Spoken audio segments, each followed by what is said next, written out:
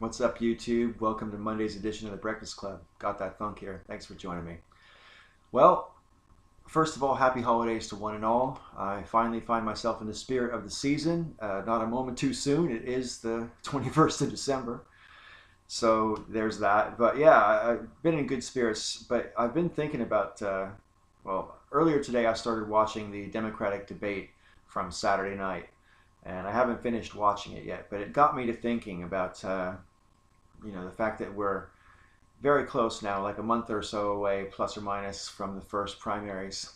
And that being the case, it makes me realize that we are in the twilight, the final year of the presidency of Barack Obama.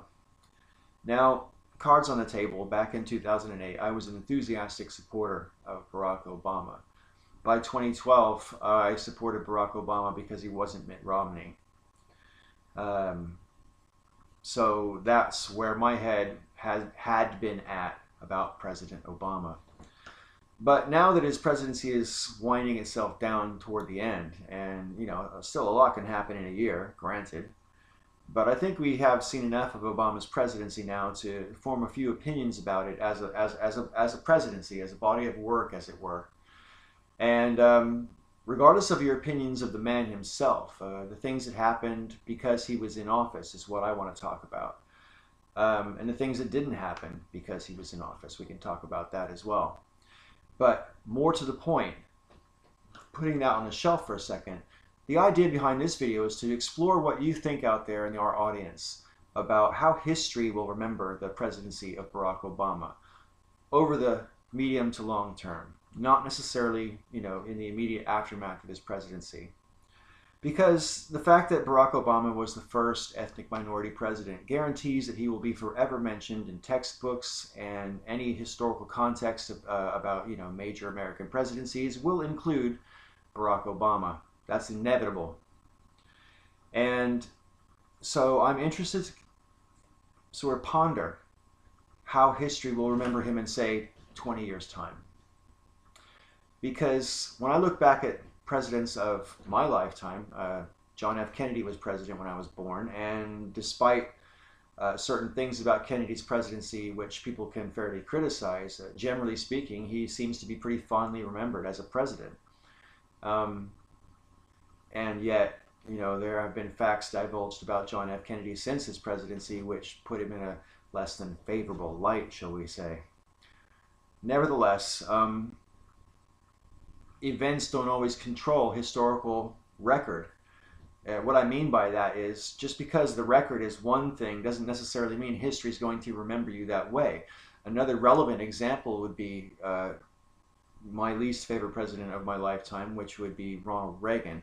You might think I'd say George Bush. I think George Bush was the worst, but I think Ronald Reagan was my least favorite, and partly that's because, I didn't really think while he was president. I was a young adult at the time, and I didn't really think he had all his marbles. I never thought he had all his marbles the whole time he was president, and that was very disturbing to me. And then at the end of his presidency, the whole Iran-Contra thing came out, and, the fact is that there were more indictments in the Reagan Whitehouse than under any other president before or since. They had more than 100 people get indicted with criminal charges while they were in office. Then you had the Iran-Contra thing where the president either knew and then lied about it, in which case he should have been impeached, or he didn't know because he was, despite being president, his underlings were getting away with illegal activities, and he was, couldn't see the snake in the grass. Still ultimately accountable for it, so therefore he should have been impeached. And the fact is that despite the Iran-Contra affair, which is, in my opinion, is the biggest scandal a president has ever faced, screw Watergate, screw Monica Lewinsky, the Iran-Contra scandal was an outrage. And the fact that history wants to fondly remember the Reagan presidency baffles me to no end. Part of it, I think, is just a tendency by people who favor their own party to pick the most recent living memory of someone that they think did an okay job.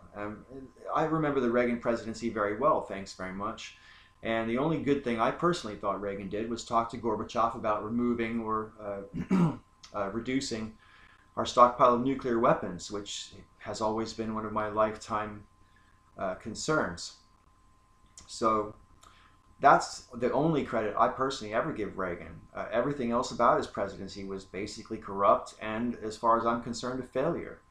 So history doesn't want to remember it that way, but that's how I remember it. Now, I'm not saying my memory is correct and history is wrong necessarily, but I think it's a bit difficult to just, consider the Iran-Contra scandal anything less than a treasonable offense, for the people involved. And, basically they got a slap on the wrist because even though the ones who were convicted, George H.W. Bush pardoned them as soon as he became president. And, that reeks, man. So all that stuff happened, and yet Reagan is fondly remembered by a vast majority of people, I seem to presume, just by the way people talk about him. So, having said that about past presidents, look at everything that's happened under Barack Obama. You can look at it badly or you can look at it well. You can say the Affordable Care Act, you can say he caught and killed Osama bin Laden, you can say he did eventually wind down the wars in Iraq and Afghanistan, but oh wait, we've still got a few troops there, but it isn't what it used to be. So, half the point. Guantanamo Bay is still open. Fuck you, Obama. That was one of the biggest reasons I voted for Obama back in 2008, and it really disappoints me. So, there's things that even I, as an enthusiastic supporter originally, were so disillusioned by. Good things did happen, though. The end of Don't Ask, Don't Tell happened under Obama, and probably wouldn't have happened if it wasn't for Obama, so fair play there. But the marriage equality thing, I give Barack Obama credit for being in the office of president and saying that he supported marriage equality, because no other president had ever done so. And I do think that helped tip the scales in terms of the national conversation, but I don't necessarily think it influenced the Supreme Court directly. Nevertheless, it happened under his presidency, so will he get any historical credit for these sort of progressive liberal things? Or will people remember him from the drone war, where we've got, violation of sovereign territory in 6 or 7 different countries, where we attack and kill targets and civilians all the time, and most of it goes completely unreported nowadays, and a lot of people don't even seem to realize there's a drone war going on, which is really disturbing, because aren't we violating sovereign territory without any authorization to do so, including an act of war from Congress? I find it all pretty disturbing. So that being said, how will history remember Barack Obama? Which bits are they going to look at? Are they going to look at it all and sort of leave it as a jumble, or do you think they're going to try to create a narrative? And when does that start? Does it start now? Has it already started? Or will it wait till after Obama's not president anymore? A lot can happen in a year, so Barack Obama isn't done being president. But I will be interested to find out your thoughts. I look forward to seeing what you got to say in the comments section down below. JJ Talks will be up next.